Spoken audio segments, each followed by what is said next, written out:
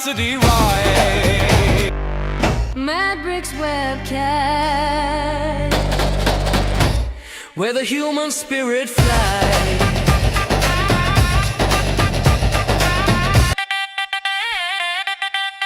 Madbricks webcast,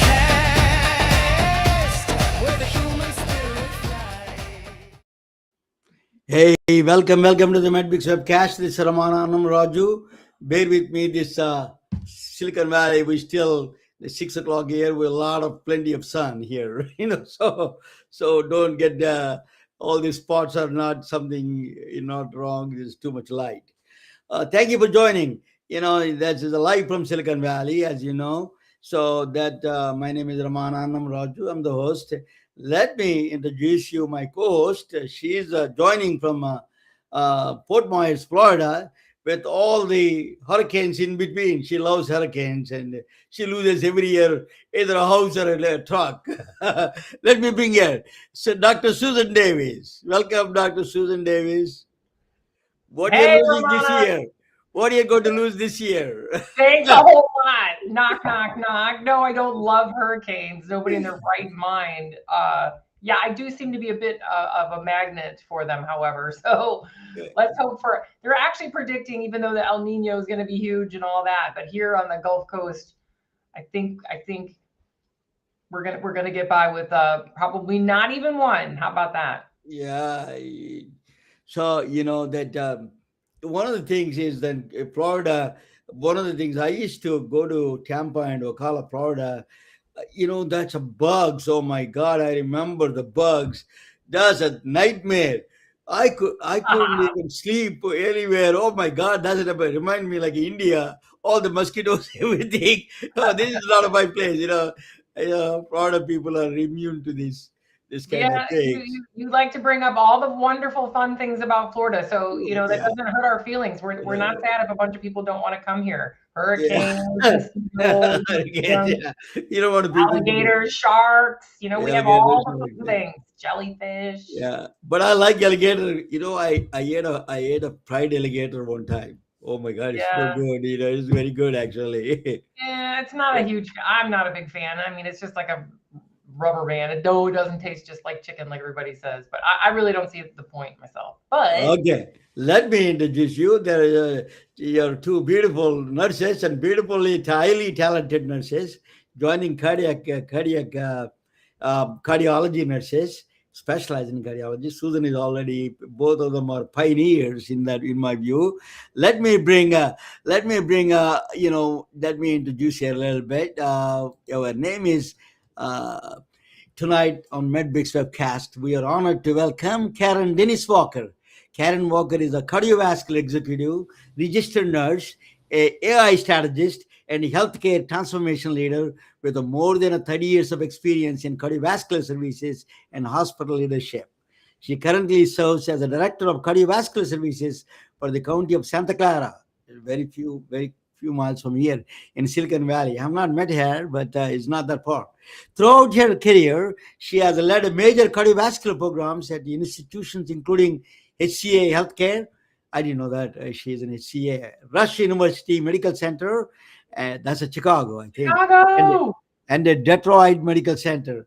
Her work focuses on improving patient outcomes, increasing operational efficiency, and helping hospitals keep critical cardiovascular programs financially sustainable. Karen is also founder of Cardiology Business Solutions and a creator of the 5-step cardio profit blueprint. I want to know what that is.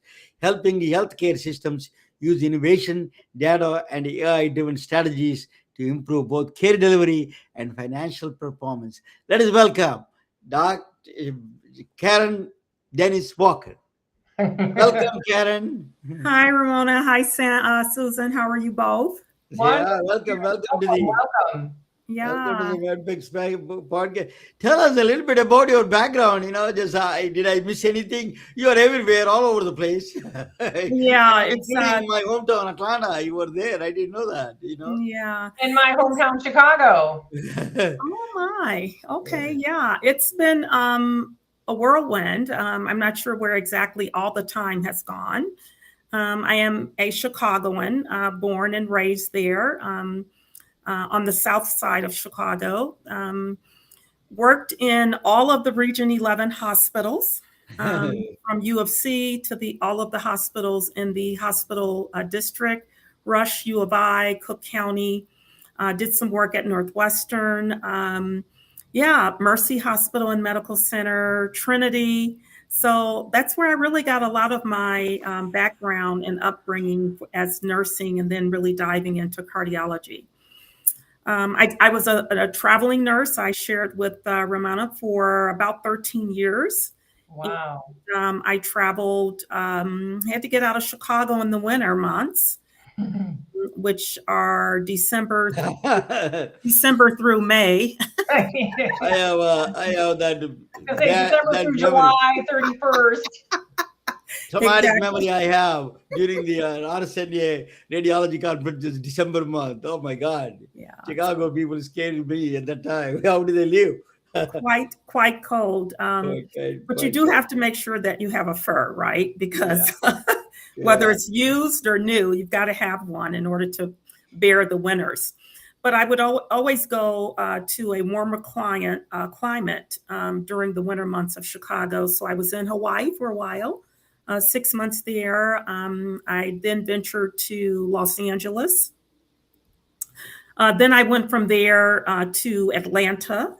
And from Atlanta, I was in Florida.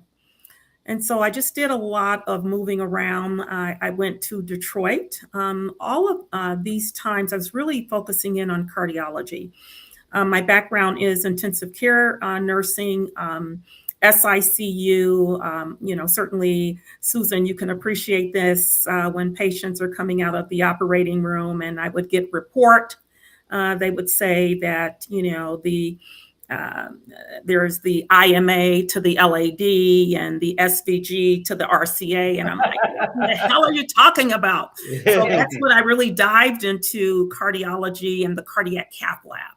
And then that's where it really took off. So I got a lot of training in the cardiac cath lab at Mercy Hospital and Medical Center. Kind of the rest is history. I decided to really dive into cardiology. I really like cardiology a lot, and really wanted to help organizations to improve upon inefficiencies, help them to grow their volume. Really, look at cardiology as a whole service line versus siloing, right? Because certainly, the patient comes in through the emergency department and they always get an EKG, right? And, depending on what's going on with the EKG, they could get a stress test. So all of these different components really should be part of a cardiovascular service line. The patient would have an echo. If it's high troponins, certainly the patient would go for a cardiac cath. So it's all one service line. So the key that I tell a lot of hospital organizations is not to really grow the program per se, but the first step is really to look at where are you on that continuum of cardiovascular care. We have fantastic doctors. We have a great healthcare team. However, have you dived into cardiology quality? Do you know your numbers with STS? Do you know the National Cardiac Data Registry, whether you're part of CATH PCI, whether you're part of the EP component or module within the NCDR? So all of these really compromise the entire cardiovascular service line performance. Is there leakage? Right? Because we can buy all the toys for the cardiologists, which is they always want a new toy. But you really have to make sure that you're capitalizing on the reimbursement and getting that money back for charge capture. Karen, just quickly, when you talk about a cardiovascular service line, would you consider the acute, you were mentioning more than the acute care environment rather than surgical? I mean, cath lab, is there a line there? Because I know in different, across the country, we'll have cardiovascular care as a service line through acute care, as well as sometimes a siloed entire other cardiovascular service line that will be surgical, robotics, more invasive type cardiology type stuff. Do they separate that way? Is there a standard way that those service lines are separated? Well, I'm sure you all can certainly appreciate when we were doing endorectomies in the carotid endorectomies in the operating room, when we were doing distal left mains or proximal left mains in the operating room, when we were performing aortic valve replacements on patients, 65, 70 in the operating room. All of that has been taken out of the operating room and it's being done in the cardiac catheterization suite, right? Oh. They do carotid stenting in the cath lab. We do transaortic valve replacement now in the cardiac cath lab. So, I'm more on the other end, Susan. So I'll say that surgery has to find their additional niches because we pulled a lot out of the surgical area. That's a big win for Fascinating. cardiologists. That's It's a win for fascinating because you gotta- cardiology.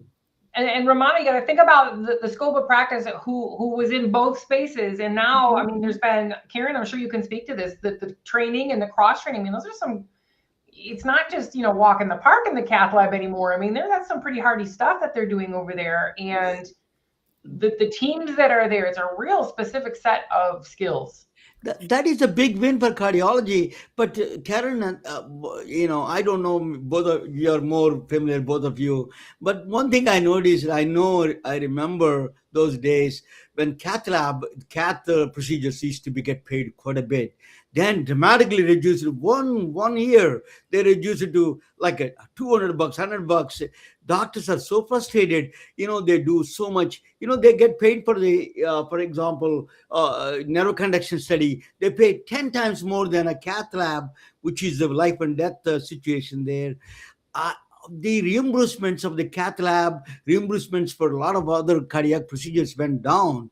What is that dramatic shift? Even though now you're saying you won a lot of things, a lot of surgery people came back to the cardiology, but still there is a lot of downward reimbursement structure there, right? Both of you, that's what I used to focus on, money making system there. Yeah. So the reason for that is one, there's a lot that plays with that. One is market saturation.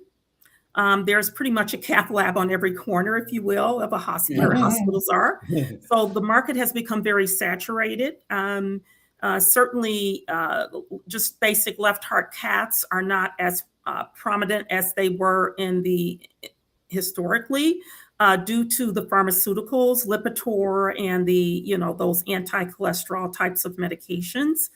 And then certainly people are more wiser now. They're trying to correct their health and they want to do better. I think certainly when transaortic valve replacement came out and that was being done in the cardiac cath lab, I want to say it was in the mid to early 2000s, like 2010, 2015. And that's when the reimbursement was very, very high.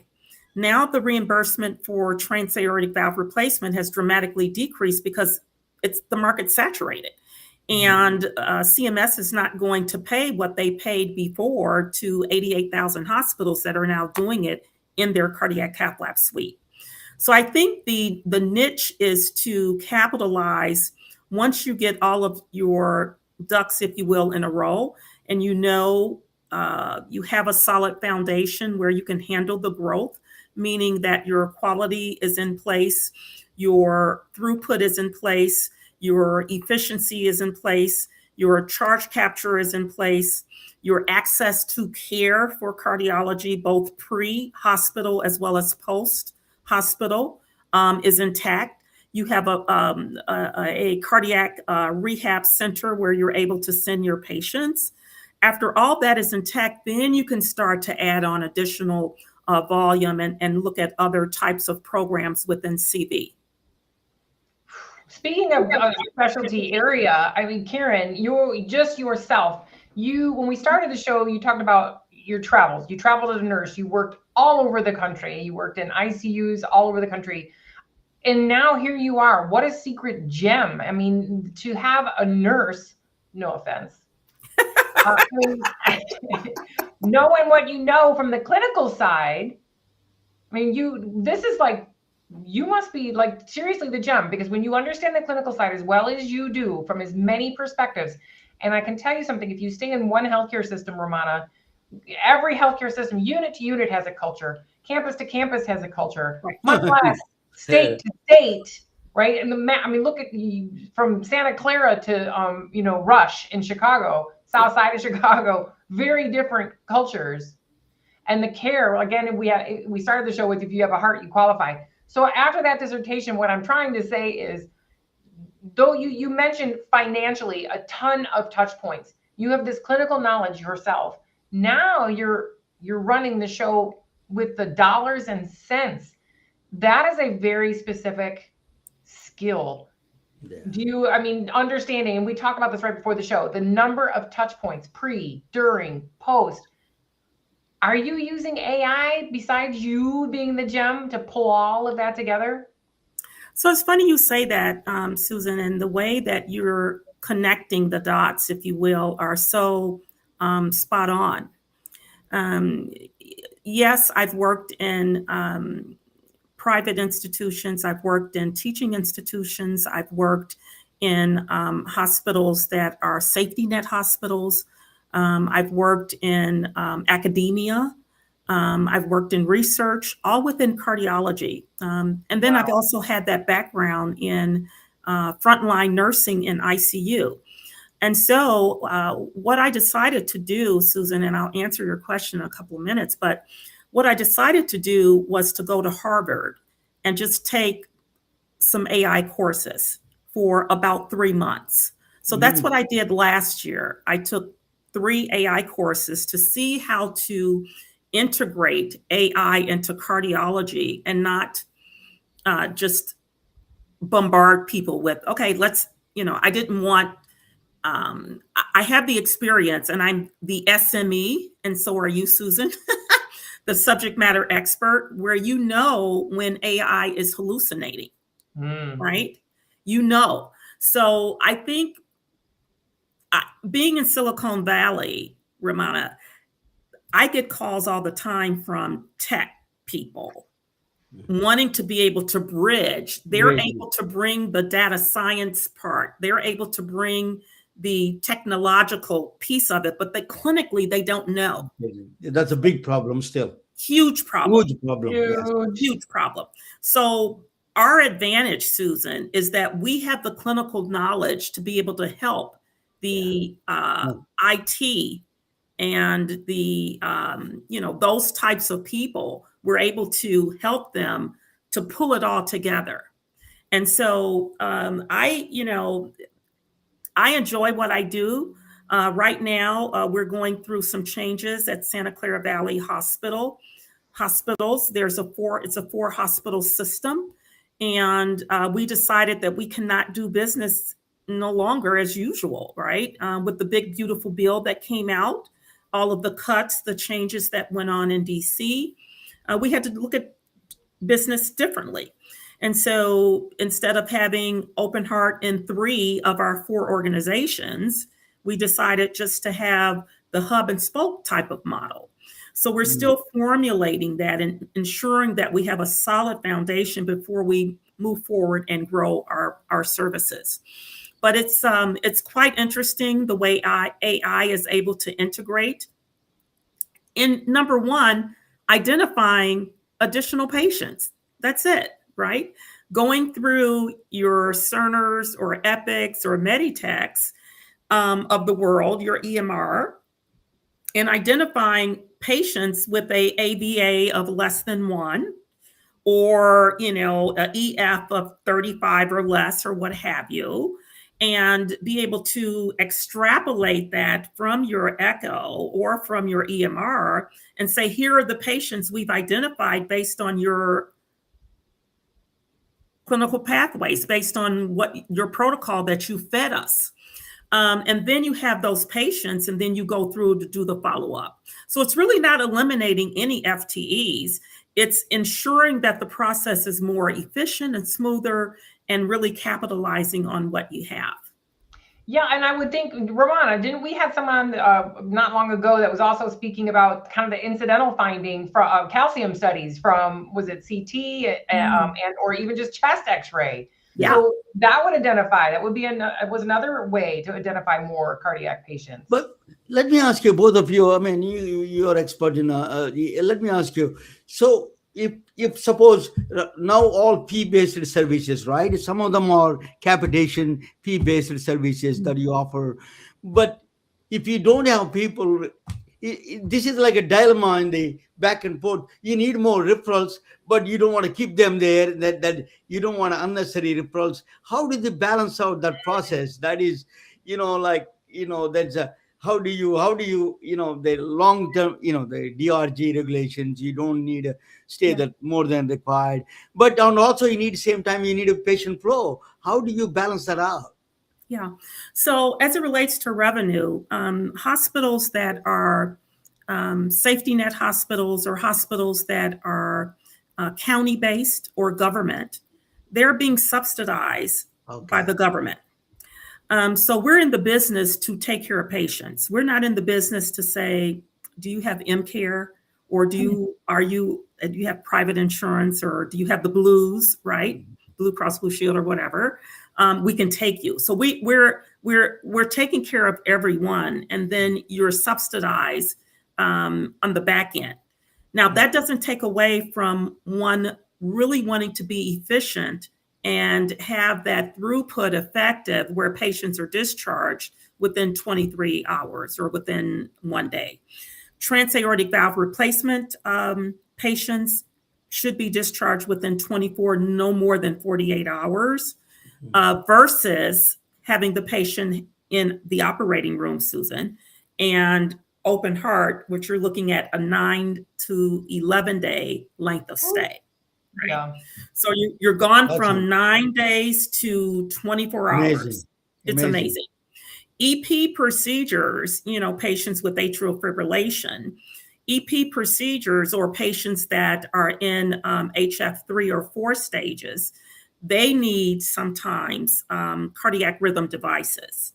And these patients are generally discharged, depending on what time of the day those procedures are being done, they're discharged within 24 hours. They may spend one night and that's it. So we're being more efficient. So that's helping as well, Ramona, as it relates to the longer length of stay and your capitation of DRG 313 of being only, $50 or what have you.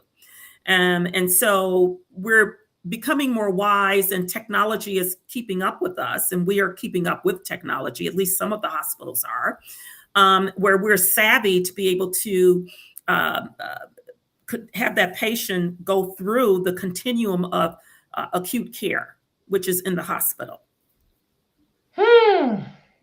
Very interesting. Let me ask you. I know a lot of doctors. Some of them are, in Atlanta, for example, the Atlanta Cardiology Group was bought by Piedmont Hospital. The Piedmont bought the big groups. Now there are not too many independent doctors. There are some few of them here. One of the good friends of mine is practicing here in Silicon Valley.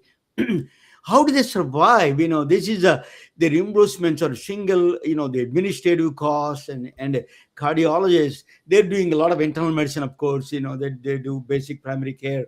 So how do you have some ideas that they do ablations, new procedures, they can do a lot more outpatient procedures they can do. Tell me, how do they increase the revenues and they can sustain themselves?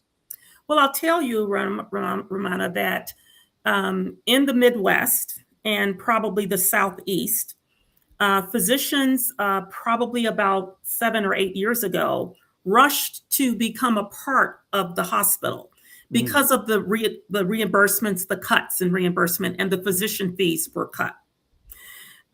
Here in California, there is not a standalone cardiac catheterization suite. It's against HCI. Okay. So they don't allow that here in California. In some states, they do have, outpatient cardiac catheterization suites, the ambulatory surgical suites types of things. The physicians had to integrate with hospitals in order to maintain or in order to survive. They could not maintain their overhead of their office unless they were performing procedures in their office, like stress testing or echoes or 12 lead EKGs. There's not a whole lot of reimbursement from those, but there are certain vascular types of procedures that you can do in the doctor's office, like veins types of procedures, but they couldn't survive. So a lot of doctors, certainly in Chicago, they were looking for hospitals to join in on because they had to let their practice go because of the reimbursement was just trickling down. Okay. You mentioned echo. I was thinking I've done a lot of work myself lately with echo teams, radiology, and all the imaging teams across the country. It sure seems like there's a lot of freestanding imaging centers popping up, and there's echo, just echo alone, non-invasive cardiology, freestanding. Everyone's going remote here, and everyone's remote. Yeah, I wanted to add to what Susan said. Echo, for example, I think I used to offer that diagnostic services in Atlanta. Don't you think echo should be offered in the primary care setting itself? Because a lot of doctors, I was talking with the cardiologists, they said that the echo should go to the primary care. They can screen a lot more people now. What is your opinion on that? She is saying, Susan is saying, echo is everywhere. No, is it a good or bad? That's my question to you. So here's the thing with echoes. I'm in favor of cardiology being a part of it because that's what I know. What percent of echoes are positive or significant enough to keep a patient in the hospital? Not a whole lot. So that's why you're seeing the trend for diagnostic types of imaging remotely and on the outside.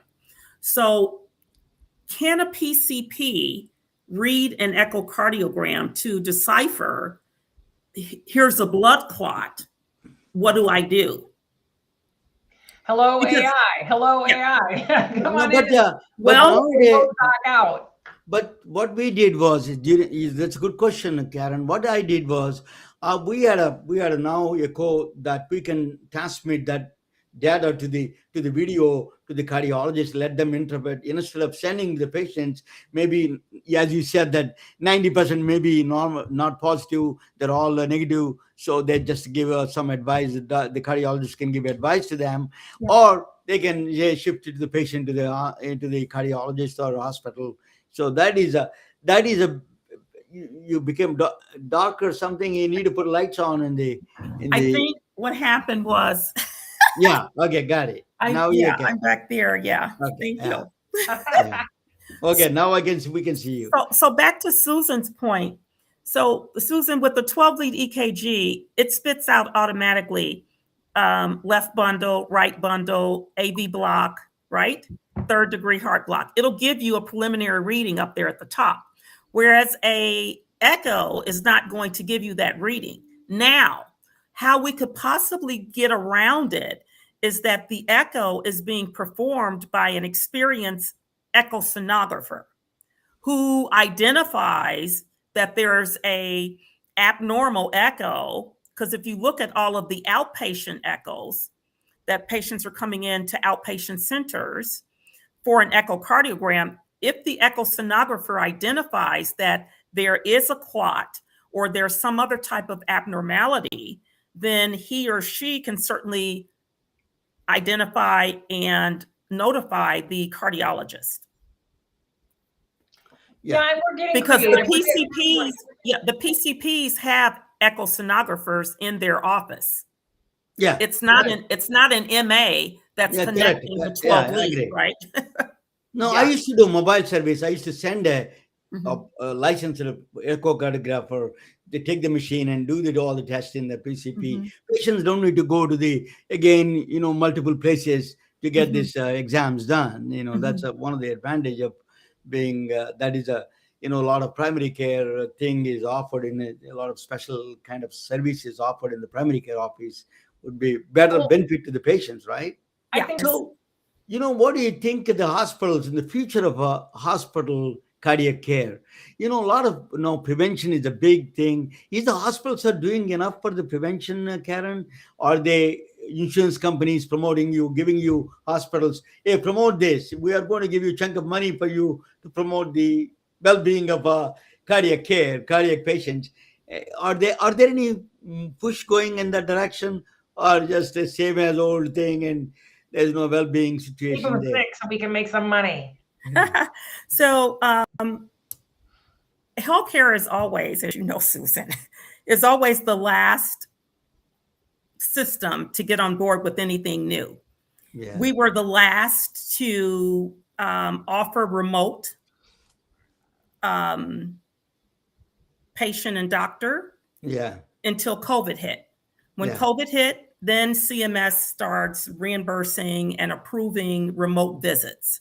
yeah. Before COVID, it took us years to try to do that. So what we don't want to do is be reactive and wait for a catastrophe to happen in order for us to move forward. I think that CV is still the number one killer, right? Yes. And Yes. so we need to shake, reset, and integrate AI into cardiovascular. Mm, We need to do pilots mm, with the frontline team yeah, and the administrators, but you got to have the frontline team there at the table as well because they know the workflow. yeah, But we've got to do it. We yes, have to do it. We're going to have to do it in order to survive. We have to be able to identify those patients because, as you identified, Ramona, that more and more types of procedures are being shifted out of the hospitals, yeah. either into a ambulatory surgical center, offsite Primary. center. Yeah, we're not doing, your eyes and knees and noses in the hospital setting anymore. All of that is shifting to the outside.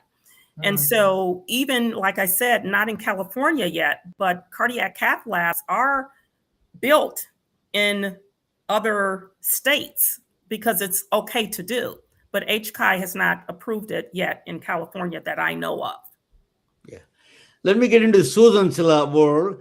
She does a resuscitation, CPR and Uh-huh. resuscitation education training there. What do you think of this?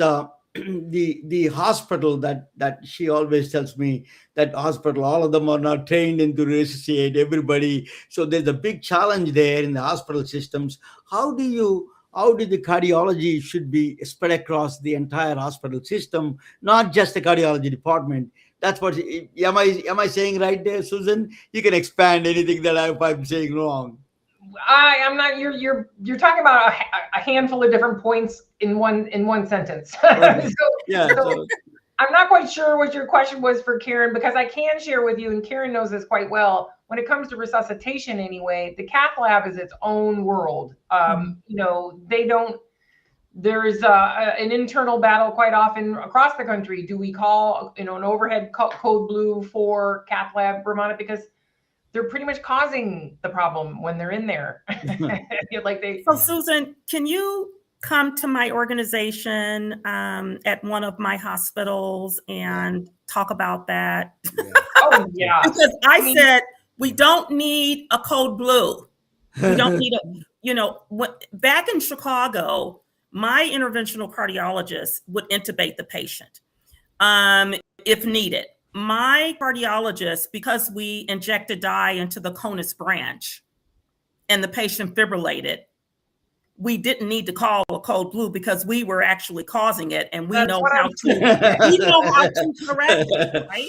They And do. so when you call an overhead page and you've got 88,000 people rushing into the cath lab, and you're saying, okay, but I need to step on fluoro to open up the artery. I need everybody to step out. No. So what we do we don't call a code blue because we can run our own code. Because we may say, I need a 2.5 drug-eluting stent. I need a 035 wire in order to resuscitate the patient. Give me a Impella or an intra-aortic balloon pump, right? Yeah. So you stepped on a real can of worms here, or stepped into a big puddle, Romana. So I know what you meant. So one thing that I talk about a lot, Karen, is the training. Often when it comes to the first few minutes of an arrest, respiratory, cardiac, whatever, it's critical care teams that tend to own that skill set. Mm-hmm. Yet what I talk about a lot is that we really do need to empower those who are there. And so what I'm referring to is I don't care what department you're in. Cardiac arrest doesn't care. The patient doesn't care about your skill set. They just care that you saved their darn life. So how about we recognize the problem, call for help, and act?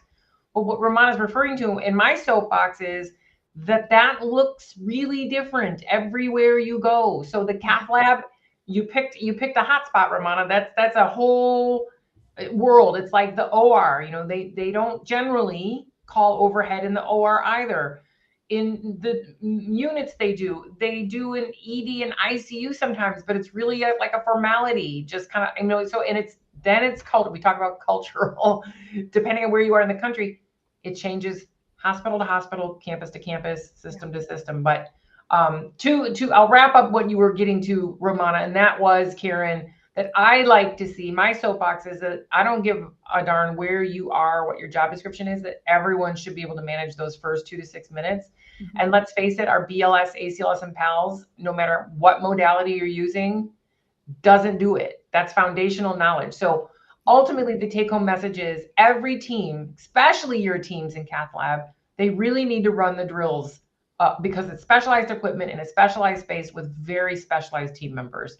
And so we do these quick 2 to 6 minute drills just so that everyone has the emergency response plan for their area. So I love that. 2 to 6 minutes. That's That's key. That's it. Yeah. That's key.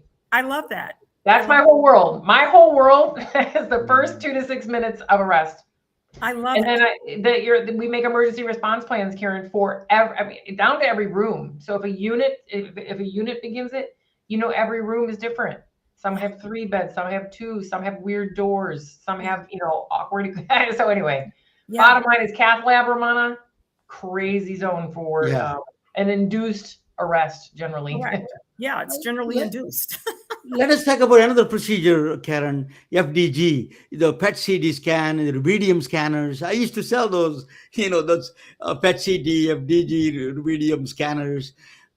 What do you think of that? Is it profitable, or is it outpatient you can do, or the inpatient, whatever it is? Is it PET-CT, FDG? These are all cardiology department. It's a new thing that is it really viable in the operation side? Well, cardiology for CT certainly is. I haven't heard of the other being integrated with cardiovascular offhand. That's I haven't heard that. The rubidium scanner is for the heart viability. I think that I understand. I'm not I'm acting on the. I'm not a doctor only on TV. I'm a doctor. Are you Dr. Welby? Welby, Welby, MD. Yeah. So what I know at that time, I'm a good device guy. So I used to see a lot of FDG devices and. The glucose, they use the FDG is a glucose kind of thing. They give contrast injection and they check it's a nuclear thallium, similar to nuclear thallium.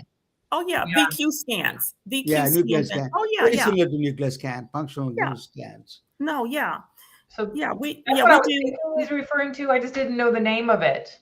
Either. Yeah, I didn't catch it, but yeah, we do Lexi scans, non-invasive types of cardiology stress testing, like your Lexi, thallium stress, those types of things. But really, VQ is more for pulmonary, right? VQ scans, because you're looking at the pulmonary arteries, the pulmonary veins, looking to see if there's clot there. So that's pretty much VQ scans. But regular stress tests with thallium or the iodine or what have you, yes, we do those as well. Yeah. Are they as accurate? I can tell you that what they show to the cardiologist is the area within the heart that has taken a hit or not. It will tell if the inferior portion of the left ventricle is viable. If it's not viable, then one knows that there's something going on with the right coronary artery, right? So each segment of the left ventricle correlates, of course, to the coronary anatomy of the patient's heart. Karen, the 12-step program is for the people who are alcoholics and addicts. You have a 5-step program for cardiologists, the survival of cardiologists. Tell us what that 5-step cardiology survival guide. Oh, she's talking about her business blueprint. Business blueprint, yeah. So I came up with the business blueprint because I wanted to, because of the experience that I had in management. And I wanted to try to help healthcare executives as well as hospitals streamline the cardiovascular services. So the step one is really looking at defining, where are you? That's step one. Where are you on the square? What's going on? Where's your leakage? Where is your access? Is there an access problem? Are there patients that are, being discharged without the appropriate type of care? So where are you on step one? Then pulling the team together, saying, okay, here's the data. Where are we going to start? What's the mission? What's the vision? Can we pull together what we're aiming to do to intercede or integrate with the organization's priorities? So you got to make sure that everybody's on the same page, because you don't want to think you're going in one direction and then the priorities and what the other C-suite is looking to do is something completely different.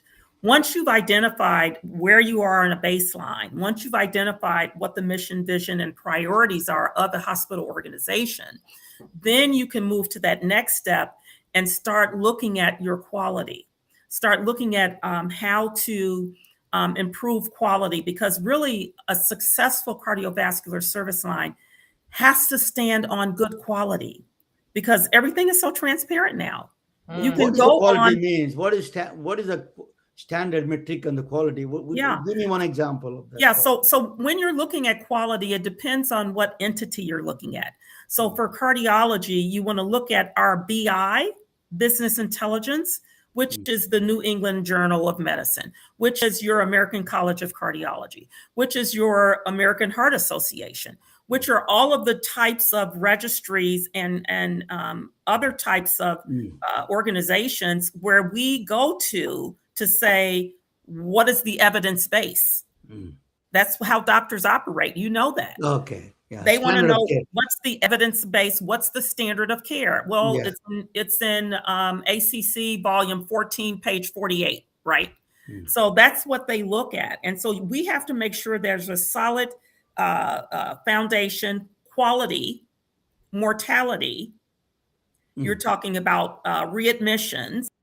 You're talking about morbidity. You're talking about length of stay, right? Because all of that ties into outcomes, efficiency, throughput, access to care, and then follow up.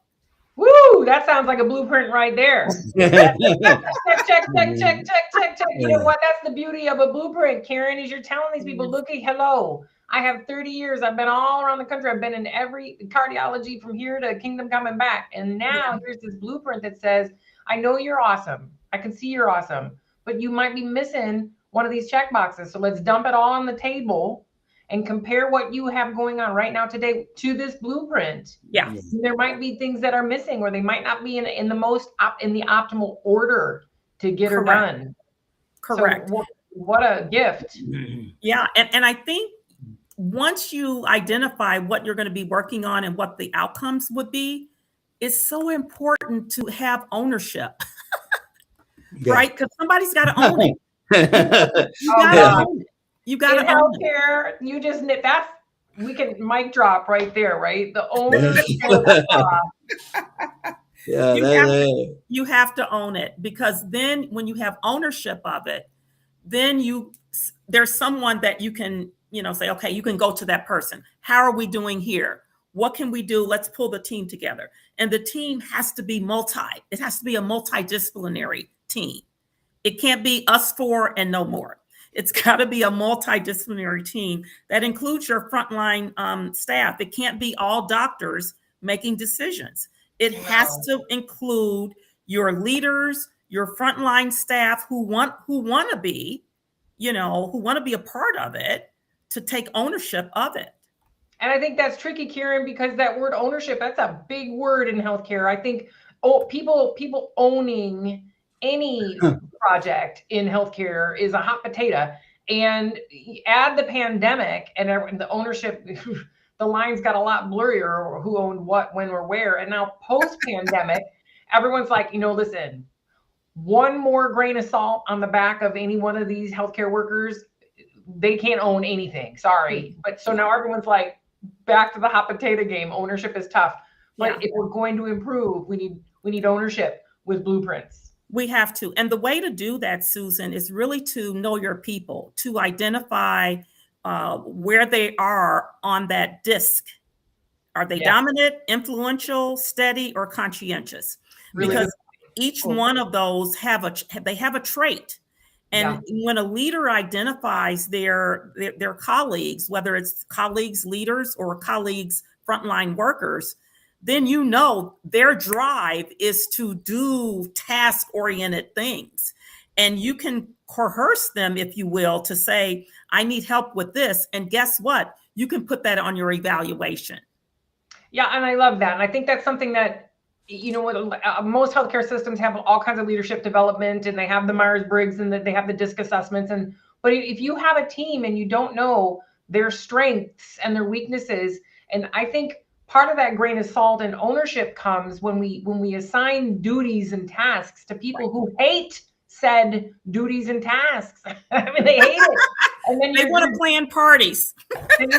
So I think again, back to dumping on the table and back to the check boxes in your blueprint. I think that should be one of them. Is really understand your team, know your team's strengths. In real estate, we say highest and best use. Right? There's always a highest and best use for a piece of property, but there's a highest and best use for humans. If they're going to get into flow and really contribute to the overall outcome, then you have to know your team. You have to know your team. Absolutely. Yeah. And you can utilize those influential people that like to party. Oh, guess what? I need recognition. Can you organize a quarterly outing for the team? And then can you come up with a recognition plan, right? So you can utilize those high eyes. Yeah. My teams, I always say, okay, everybody, this is the hate session. What part of your job do you 100% hate? And let's dump them on the table, because likely something that might take me hours because I hate it so much takes the person across the table from me like 10 minutes, like, said spreadsheets. Okay, so I'm not a spreadsheet human. I will never be a spreadsheet human. I hate spreadsheets. And whenever I have to do spreadsheets, my whole day is ruined. I'm a high D. I'm very dominant, especially at work. And my staff, I teach them the DISC, so everybody knows what everybody is. So I tell them, I am not offended when I come up with a bright idea and say, let's execute it tomorrow. I need somebody to say, Karen, did you think about? Karen, what about? Oh, right. Okay, let's recorrect here. I love it though, Karen, because I am too. And so I'm like, listen, that's why I have you buy me reins. It's okay to rein me in. Otherwise, I'm going to keep going. Yeah. It's a discussion. I was supposed to present something. I'm going to skip for this today. Is a discussion. It was so good. So cardiac care is one of the most number one killer in the world. We need to spend a lot more time on it and understand this disease much more clear. And we need to come up with the frontline solutions for this. One of the things I wanted to ask you, Karen, is how much the cardiac care can go to the home.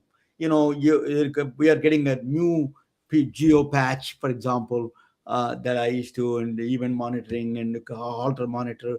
They're all going home now. So you think that is a big savior for the cardiology in that sense for the lot of patients who are struggling with the cardiac problems? Yeah, so it's going to depend certainly on your patient, the culture. Some patients, well, I'm sure you see it a lot They're here. non-compliant like me. They're non-compliant. Yeah. But you also have those patients who in Silicon Valley are homeless with a cell phone, right? Yeah. I know my bill is $230 a month. I'm just saying, but I'm just trying to figure out how are you going to have a cell phone, but you are homeless or whatever. But whatever the case is, Yeah. some patients are non-compliant, and we would get really a lot of patients for transaortic valve replacement procedures that were non-compliant, or patients that are very high risk that are coming in with acute myocardial infarctions, who we know we needed to put on the dual antiplatelet therapy post-care. But the question becomes, are they going to be compliant, right? I think it's a good thing, to answer your question, that a lot of these things are being sent home. But I think we have to be careful and ensure that whoever we're sending the patches home with, that these clients, these patients will adhere to the regimen. That's so key. Now, what goes around comes around. I don't know, Susan, are we getting back into Florence Nightingale or not? But, Well, we you could know, be. I don't know, because now you bring up a good point, both of you, and it's now I'm kind of stirring the AI back into who's getting home devices and who isn't. So if we're only getting, well, if our data sets are coming from only certain groups of people, then everybody else that's not represented in that data set it's not going to work. That is correct. I mean, it's just not going to work. That was number one thing that we were taught at Harvard. It wouldn't be representative of the full population, especially in 2026, right? It's no longer black and white. There's so many different races. So we have to ensure that when we're integrating and introducing AI, if it's predictive or whatever, we have to ensure that it's representative of the population. And that's going to be tricky. You know, Karen, you're in the epicenter of Silicon Valley. You're the central. Santa Clara is nothing more central than Santa Clara, right? So most of the people are here, younger population, like under 20, 25, 30 years old. If you're 30, then they think you must retire here, right? As you know. So that's old. That's old. But they have these other problems of homelessness, drug use, rampant drug use. Do they cause us eventually they manifest into cardiac problems? And you think that you see that kind of situations in Silicon Valley? We do see patients who are IV drug abusers, or who are utilizing, I forget the name of the new drug that's out on the street, but they come in with acute coronary spasms. Really? Yeah. And sometimes they resolve on their own, sometimes they don't, and they would have to have a drug-eluting stent. But the question becomes, are you going back out to use drugs again? Yeah. So you have to kind of weigh it. Do we treat and ensure that we do? But if we treat, we're going to need you to be on this medication. Are you going to take the medication and be compliant and adherent to the medical regimen that your doctor has prescribed? Or are you going to go back and start shooting up drugs again, or taking fentanyl or whatever they take these days? That is a local problem here. Thank you so much, Karen. I think you You gave us such a powerful education for all of us, and cardiology, which I love cardiology. That I spend a lot of time with the cardiologist in the business side of it, Yeah. and I'm still learning from you. You're a really true master. Both of you are too good. We need people like you, both of you in the world. To really lead this cardiac care in this world. Yeah. And we need it truly. I just want to thank you both. I think this was a perfect match because we were bouncing off of each other. Susan was diving into it. I just thought this was an excellent podcast, and I so appreciate you inviting me on. And thank you so much for making me feel comfortable. And just what I would say, and what I would want the listeners, the takeaway, is that cardiology is not siloed. It is a complete system. It's not isolated any longer. It's everything is involved. And I think you talked about that earlier, Susan, where you got surgery, you've got this, but really it's all encompassing because it's the heart. Yeah. That's what I say. If you have a heart, you qualify. You qualify. Job security, Karen Walker. Job security. Yeah. So, I don't know. I'm really up there. Like Ramona said, the Silicon Valley is full of 25 to 30 years old, and they're living large and well. yeah, well, And here I am, almost up there with Ramona. I'm like, okay, but I feel great. I'm, very spry and energetic, and certainly don't look my age. So I just, I'm more than certain then we have a thing or two up our sleeve for all those whippersnappers out in Silicon Valley that need to learn a thing or two about cardiology. I can guarantee you I can help with the first 2 to 6 minutes. that's right. I would Because love that. I'm gonna tag you on LinkedIn, Susan. Yeah. Excellent. Excellent. Thank When you I'm so down much. there, we're coming to say hello for sure. Yeah, What a pleasure. What a pleasure, Karen Walker. Thank you so very much for Thank you spending so time much. with us. Good night, all of you. Thank you so much. Bye. Bye. Bye. We are retelling their stories through our patented designs that can be worn on scrubs, t-shirts, printed on conference bags, and endless other promotional materials. Daily Wear for Medicine is the first ever of its kind to create curiosity in medicine through visual art. We at MedBricks are celebrating unsung heroes of the past who made enormous contributions to the field of medicine through our unique campaign called Daily Wear for Medicine. You can wear it, carry it, and give it.